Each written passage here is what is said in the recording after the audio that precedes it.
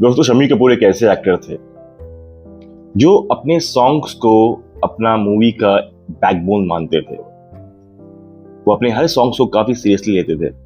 In fact दोस्तों, मैं बताना चाहूंगा कि शम्मी कपूर मात्र एक ऐसे एक्टर थे जो रफी साहब को इम्प्रोवाइज करने के लिए बोलते थे कि रफी साहब, मैं इस सीन में यहाँ पर हूँ, यहाँ से उछल के यहाँ पे जाऊंगा, तो यहाँ पर मैं ये करूंगा।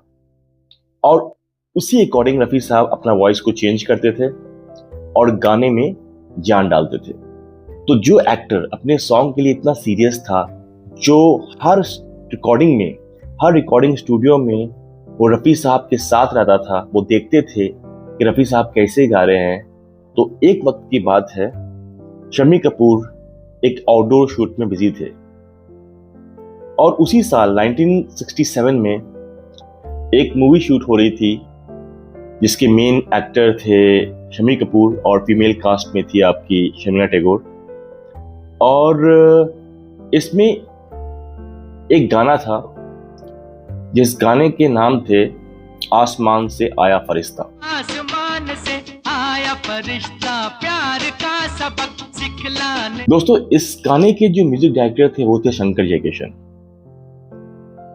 अब शम्मी कपूर उस समय एक काफी टॉप के एक्टर रह चुके थे, तो ऑब्वियस सी बात है कि जब इंसान टॉप के एक्टर है तो वो काफी बिजी रहता है, एक शूट, दो शूट।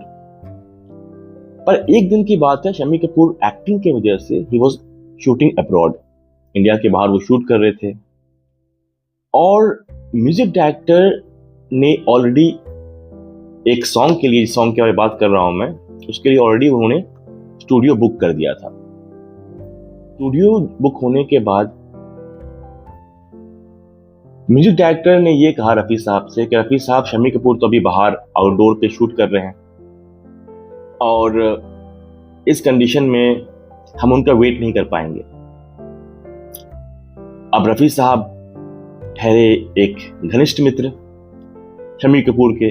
वो जानते थे कि शम्मी कपूर जो हैं वो जब आएंगे तो उन्हें अच्छा लगेगा नहीं कि मैं उनके एब्सेंस में कैसे गाना गा रहा हूं, क्योंकि Shammi Kapoor used to guide Rafi Sahab अपने हर एक स्टेप के बारे में। तो हुआ ये कि जब ये जो डेट था आपका रिकॉर्डिंग डेट, वो जब आपका शिफ्ट नहीं हुआ कुछ आगे दिनों के लिए, तो आखिरकार उन्होंने डिसाइड किया ठीक है, गाना को हम रिकॉर्ड कर लेते हैं शम्मी कपूर के एब्सेंस में। अब शम्मी कपूर के दिमाग में ये जरूर था कि वापस आके मुझे ये गाने के लिए स्टूडियो में जाना है, रफी साहब को बताना है कि कैसे आपको गाना गाना है, कैसे आपको अंतरा चेंज करना है, कैसे वॉइस चेंज करना है। पर जब वो आए तो उन्हें मालूम चला कि रफी साहब ने ये सॉन्ग जो है ऑलरेडी रिकॉर्ड कर दिया है। अब दोस्तों, होता यह है कि चलो कितना भी आप किसी को अच्छे से जानते हैं, आपकी कितनी भी गहरी दोस्ती है, पर इसके बावजूद भी शम्मी कपूर ऐसे एक्टर थे जो अपने काम को, खासकर अपने गाने को बहुत सीरियसली लेते थे। तो वो काफी कंफ्यूजन में थे और एक तरह से वो काफी गुस्सा में थे कि मेरे एब्सेंस में पता नहीं रफी साहब ने कैसा गाना गाया होगा।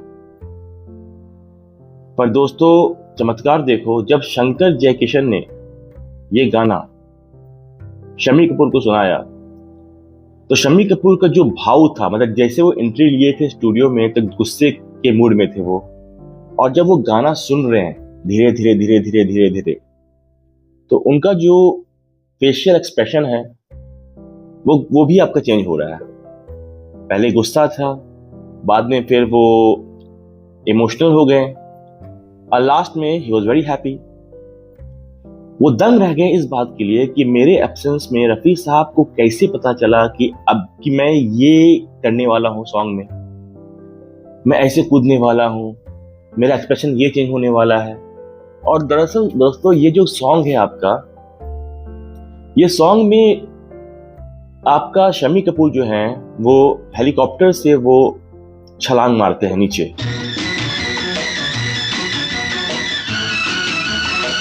तो शम्मी कपूर इस सॉन्ग के लिए, खासकर इस सॉन्ग के लिए, ही वॉज वेरी पर्टिकुलर कि मुझे बताना पड़ेगा रफी साहब को, रफी साहब मैं हेलीकॉप्टर से छलांग मारूंगा तो आप कैसे गाओगे, फिर मैं वापस जाऊंगा शर्मिला टैगोर के पास, फिर मैं कैसे गाऊंगा।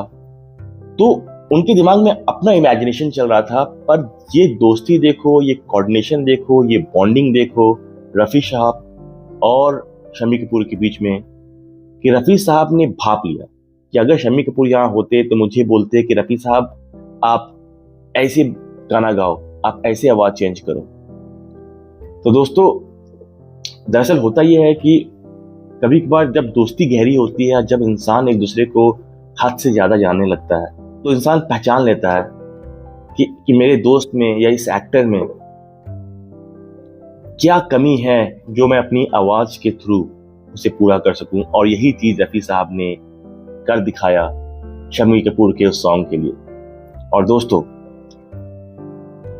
ऐसे थोड़ी कहा जाता है कि रफ़ी साहब जो थे वो he was known as the voice of Shammi Kapoor. और शायद यही बात है कि 31 जुलाई 1980 में जब रफ़ी साहब का देहांत हुआ, तो कहने वाले ये भी कहते हैं कि शम्मी कपूर जो है वो 2 दिन तक लगातार रोते रहे। ये उनकी दोस्ती थी, भाईचारा था, एक दूसरे के रिस्पेक्ट था, एडमिरेशन था, क्या था, पर जो भी था बहुत अच्छा था। उम्मीद करता हूँ आपको ये कहानी अच्छी लगी होगी, और अगर अच्छी लगी होगी then please don't forget to like, share and subscribe। मैं आपसे मिलूंगा अपने नेक्स्ट वीडियो में। अभी के लिए इतना ही।